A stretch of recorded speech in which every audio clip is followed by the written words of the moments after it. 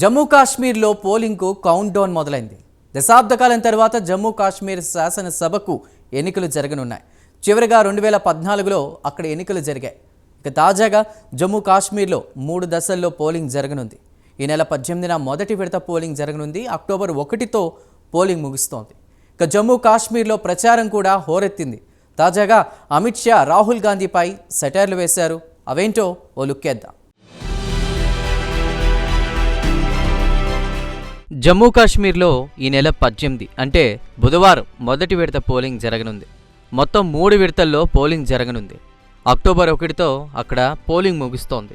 2019 August 5న కేంద్ర ప్రభుత్వం జమ్మూ కాశ్మీర్లో ఆర్టికల్ 370 రద్దు చేసిన తర్వాత మొట్టమొదటిసారి ఎన్నికలు జరుగుతున్నాయి. సుప్రీంకోర్టు జోక్యం చేసుకుని సెప్టెంబర్ 30వ తేదీలోగా ఎన్నికలు నిర్వహించాలని ఆదేశించడంతో ఎన్నికల కమిషన్ ఎన్నికలు నిర్వహించాల్సిన పరిస్థితి ఏర్పడింది. ఎన్నికల నేపథ్యంలో ప్రధానమంత్రి నుంచి హోంమంత్రి వరకు జమ్మూ కాశ్మీర్లో పర్యటించి ఎన్నికల వేడిని మరింత పెంచారు.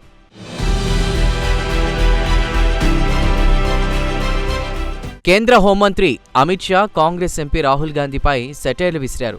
గత నెల రాహుల్ గాంధీ జమ్మూ కాశ్మీర్ పర్యటనకు వచ్చారు. రాహుల్ గాంధీ ఇప్పుడు హాయిగా ఐస్ క్రీం తింటూ మోటార్ బైక్పై షికారు చేయొచ్చని రాహుల్నుద్దేశించి వ్యాఖ్యానించారు. తాము జమ్మూ కాశ్మీర్ను సురక్షిత ప్రాంతంగా తీర్చిదిద్దామని చెప్పుకొచ్చారు. కాంగ్రెస్ పార్టీ అధికారంలో ఉన్నప్పుడు ఇది సాధ్యమయ్యేదా అని అమిత్ షా ప్రశ్నించారు. జమ్మూ కాశ్మీర్లోని రాంబన్లో ఆయన ఎన్నికల ర్యాలీలో ప్రసంగించారు. కశ్మీర్ను ప్రస్తుతం తాము సురక్షిత ప్రాంతంగా తీర్చిదిద్దామన్నారు. ఇక లాల్ చౌక్లో రాహుల్ ఐస్ క్రీం తిని ప్రధానమంత్రి మోదీని ఇష్టం వచ్చినట్లు తిట్టుకోవచ్చని చురకలంటించారు. మీరు అధికారంలో ఉన్నప్పుడు ఇది సాధ్యమయ్యేదా రాహుల్ బాబా అని ప్రశ్నించారు. మోదీజీ కాశ్మీర్ లోయలో టెర్రరిజాన్ని కూకటి వేళ్లతో పెకిలించి వేశారని ర్యాలీలో ప్రసంగిస్తూ అన్నారు అమిత్ షా. ఇక కేంద్ర మంత్రి అమిత్ షా గత నెలలో రాహుల్ గాంధీ జమ్మూ కాశ్మీర్ పర్యటనకు వచ్చినప్పుడు శ్రీనగర్లోని లాల్ చౌక్ ఏరియాలో ఓ ఐస్ క్రీం పార్లర్ నుంచి వస్తున్నప్పటి వీడియోను ఉద్దేశించి ఈ కామెంట్ చేశారు. అలాగే రాహుల్ భారత్ జోడో న్యాయయాత్ర సందర్భంగా లడఖ్లో బైక్పై నగరం చుట్టూ తిరిగొచ్చిన వీడియోలను ఉద్దేశించి ఈ వ్యాఖ్యలు చేశారు.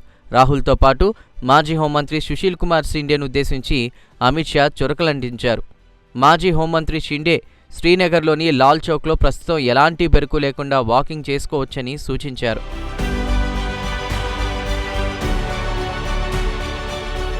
సుశీల్ కుమార్ షిండే విషయానికొస్తే కాంగ్రెస్ ప్రభుత్వం అధికారంలో ఉన్నప్పుడు ఆయన హోంమంత్రిగా పనిచేశారు. ఆయన హోంమంత్రిగా ఉన్నప్పుడు లాల్ చౌక్కు రావాలంటే భయమేస్తోందని ప్రకటన ఇచ్చేవారు. షిండే సాబ్, ప్రస్తుతం మీరు మీ పిల్లల్ని తీసుకుని లాల్ చౌక్లో హాయిగా వాక్ చేసుకోవచ్చు. మీకు ఎవరు ఎలాంటి హాని తలపెట్టరు. హాని తలపెట్టాలన్న సాహసం కూడా చేరని అమిత్ షా రాయ్బన్లో ఎన్నికల ర్యాలీలో మాట్లాడుతూ షిండేకు హామీ ఇచ్చారు. కేంద్రంలో కాంగ్రెస్ యూపీఏ ప్రభుత్వం ఉన్నప్పుడు సుశీల్ కుమార్ షిండే పలుమార్లు పేరుకు తాను హోంమంత్రి అయినా కశ్మీర్లో పర్యటించాలంటే తనకు భయమేసేదని చెప్పేవారు.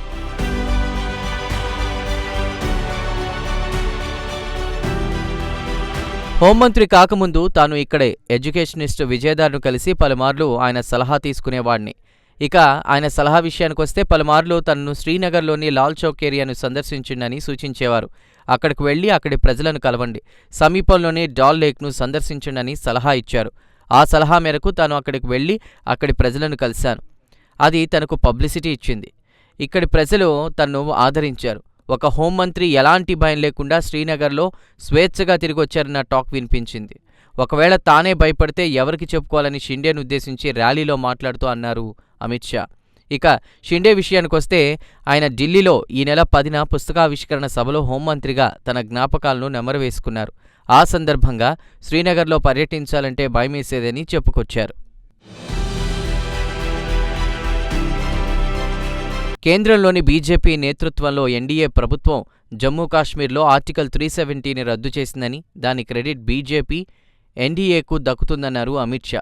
ప్రస్తుతం జమ్మూ కాశ్మీర్లో మిలిటెన్సీని నామరూపాలు లేకుండా చేశామని అమిత్ షా చెప్పుకొచ్చారు.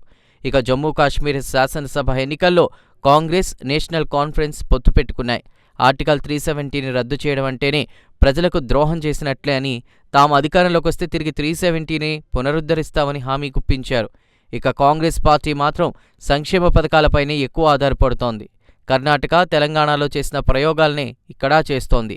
మహిళా సమ్మాన్ స్కీమ్ కింద కుటుంబంలోని పెద్దకు నెలకు 3,000 రూపాయలు ఇస్తామని, దీంతోపాటు చదువుకున్న నిరుద్యోగ యువతకు నెలకు నిరుద్యోగ భృతి కింద 3,500 రూపాయలు ఇస్తామని హామీ ఇచ్చింది. అలాగే ప్రభుత్వ ఉద్యోగాల్లో ఉన్నటువంటి 1,00,000 ఖాళీలను భర్తీ చేస్తామని కాంగ్రెస్ పార్టీ హామీలు గుప్పించింది.